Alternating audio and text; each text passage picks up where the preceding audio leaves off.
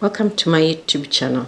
I'm very happy to share with you a video on why strategic plans fail. There are many reasons, of course, but today I'll be sharing with you what I consider to be key factors that affect the implementation of strategic plans. The first reason is the failure to define clearly the results which the institution wishes to achieve. But having results without a clear roadmap on what needs to be done for those results to be achieved is not enough. So there must be a clear roadmap on what needs to be done, by when, and how you'll know if those results have been achieved. Indicators are very key in this case because they will indicate that there has been a change or the result has been achieved. So indicators also have to be clearly defined so that through monitoring and evaluation there is proper feedback on what has been achieved or what has not been achieved. Another reason why strategic plans fail to be implemented effectively is the failure to prioritize what needs to be done first and how much it requires to have those initiatives implemented. So clear prioritization and allocation of resources to make sure that during the implementation process things are done smoothly. But again, prioritization depends very much on how we have defined the overall strategic direction. What I've said initially, how we have defined the results we want to achieve and how to get there. With that clear roadmap, it's very easy to identify the foundational results. I call them foundational results because they are very critical in triggering the medium and long-term results. So it's very important to identify those foundational results. Another reason why strategic plans fail is the culture of the entity and how they perceive a strategic plan.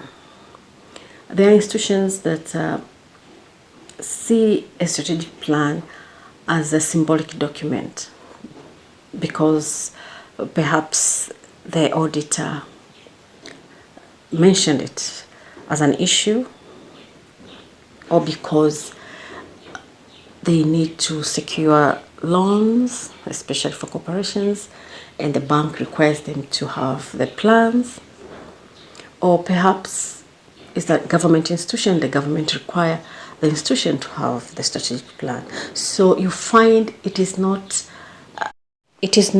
an initiative that is founded within the culture of the entity to make sure that they have a clear direction on what needs to be achieved or how to go about implementing their mandate. And with that mindset, these documents may be developed, but they won't add any value in the operations of that entity, and there will be no follow-up to make sure that the document is really used as a guiding tool. And of course, with that kind of an attitude or that kind of mindset or culture, a strategic plan cannot be effectively implemented.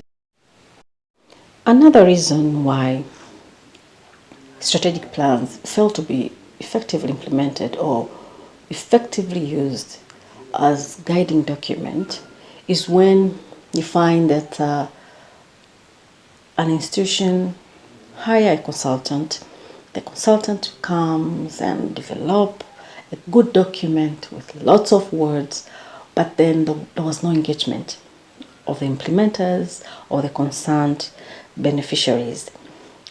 And with that, you find that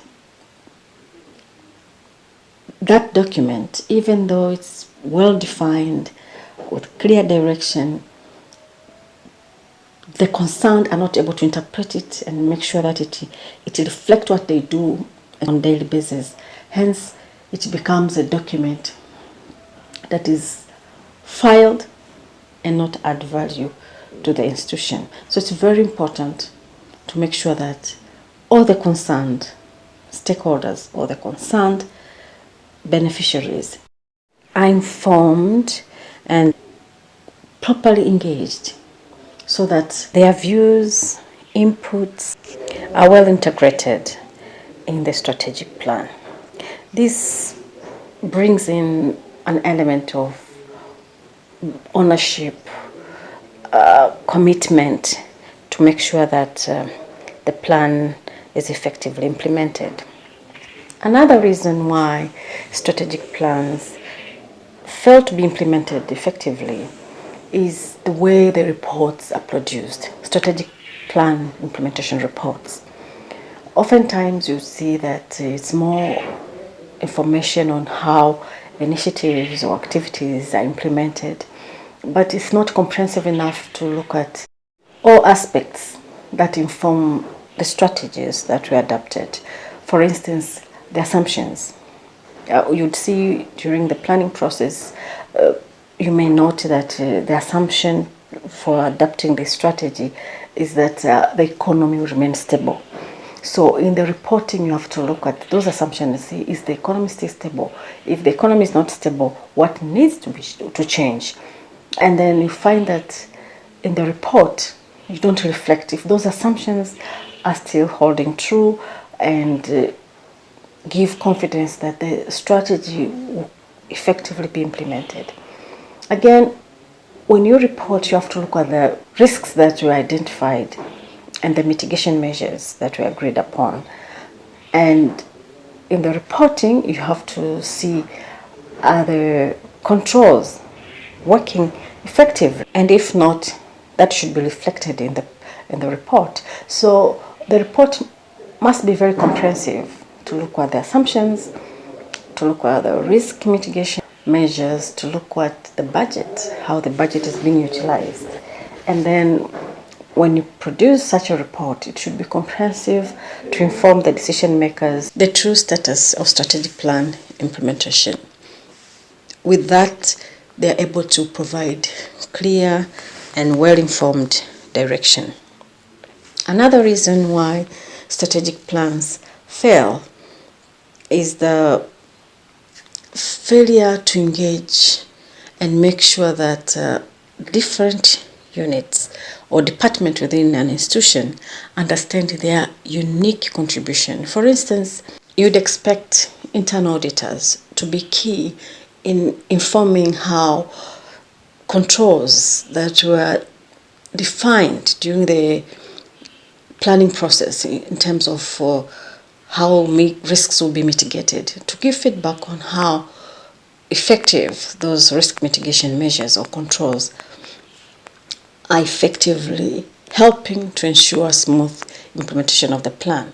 You would expect those in charge of research who identified issues that are hindering effectiveness of the cooperation to look at the implementation of the strategy and see if the strategies that were meant to address the identified issues have been prioritized, have been financed, and are actually producing the needed change. So it's very important each department or each function to understand their unique contribution and provide the report accordingly. It's very, very important for the effectiveness of strategic plan not to be only looked in terms of planners and people in charge of monitoring and evaluation as the key lead. All units have to see that they have special contribution. They're the ones to give feedback on how they're effectively contributing.